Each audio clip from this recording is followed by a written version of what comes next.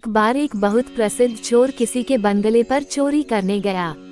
उस दिन वहां पर एक संत भागवत कथा कर रहे थे। जब चोर वहां पहुंचा तो प्रसंग चल रहा था कि माँ यशोदा श्री कृष्ण और बलराम को हर रोज गहने पहनाती और वह दोनों भोजन करने के बाद गाय चराने जाते। संत भाव विभोर होकर श्री कृष्ण की मणि और गहनों का वर्णन कर रहे थे कि वह बहुमूल्य है, अनमोल है।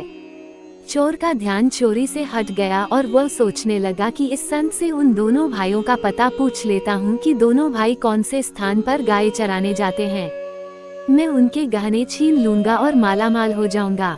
श्री कृष्ण की लीला देखिए, उस चोर ने पहले कभी भी भक्ति भाव के प्रसंग सुने ही नहीं थे, क्योंकि उसकी संगति ही चोर उचक्कों की थी। वह तो बस चोरी, छीना झपटी और मार काट ही जानता था।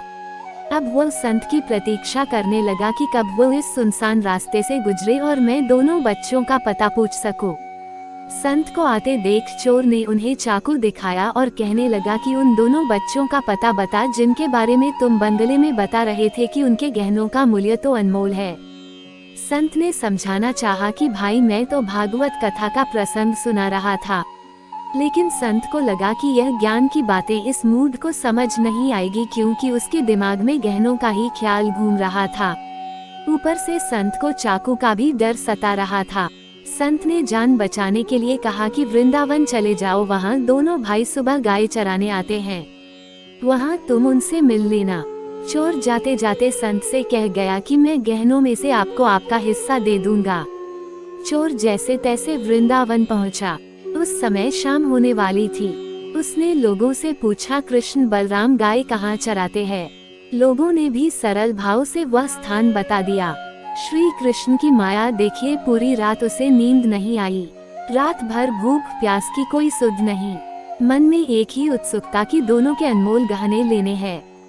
पूरी रात कभी पेड़ पर चढ़े, कभी उतरे, कभी रास्ता देखे कि दोनों भाई कब आएंगे। अनजाने में ही सही मन में कृष्ण कृष्ण की धुन चल रही है, कब आओगे कब आओगे। सुबह हुई तो उत्सुकता और बढ़ गई। फिर उसे एक अलौकिक प्रकाश दिखाई दिया और दो बालक दिखाई दिए। वो एक टक दोनों को निहारने लगा। सोचने लगा कि ऐसा मनमोहक रूप आज से पहले कभी नहीं देखा। तभी उसे स्मरण आया कि मुझे तो इनके गहने लेने हैं और उसमें से संत जी को भी हिस्सा देना है। वह जैसे ही श्री कृष्ण और बलराम को धमाका कर गहने छीनने लगा। प्रभु का वह स्पर्श उसे बहुत ही अलौकिक लगा। प्रभु ने अपनी इच्छा से उसे गहने ले जाने दिए। फिर से वह उन संत जी की प्रतीक्षा करने लगा। संत जी के आते ही कहने लगा कि अपना हिस्सा ले ले, मैं दोनों बालकों के गहने ले आया हूँ। संत जी हैरान परेशान, अरे भाई, तू किन बालकों के आभूषण ले आया है? भूल गए क्या? कृष्ण और बलराम का पता आपने ही तो बताया था। मैंने बालकों से उनका नाम पूछा था, उन्होंने ने अपना नाम कृष्ण और बलराम ही बताया था। संत जी कहने लगे कि मुझे भी उन बालकों से मिलना है, मुझे भी ले चलो। दोनों उस स्थान पर पहुँचे। चोर को दोनों दिखे, संत जी को नहीं दिखे। चोर ने श्री कृष्ण और बलराम से कहा कि आप संत जी को क्यों नहीं दिख रहे? आपको उन्हें भी दिखना पड़ेगा, नहीं तो वो मुझे झूठा कहेंगे। भक्त की जिद के कारण प्रभु ने संत जी को भी दर्शन दिए। संत जी कहने लगे कि प्रभु, मैं तो कई सालों से भागवत कथा कर रहा हूँ, लेकिन आपने मुझे कभी दर्शन नहीं दिए, जबकि चोर तो आपके नाम की महिमा और रूप के बारे में कुछ जानता भी नहीं था। फिर उसे दर्शन क्यों दिए? प्रभु ने कहा, क्योंकि तुमने मुझे कभी उस भाव से पुकारा ही नहीं। प्रभु कहने लगे कि अनजाने में ही सही उसे संत के कहे हुए वचनों पर दृढ़ विश्वास था। चाहे वो मेरे बारे में कुछ नहीं जानता था, लेकिन ईश्वर को पाने के लिए जो व्याकुलता होनी चाहिए, उस समय उसमें वही थी।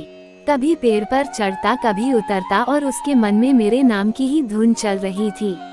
इसलिए मैं उस पर रीझ गया और उसके समीप आ गया।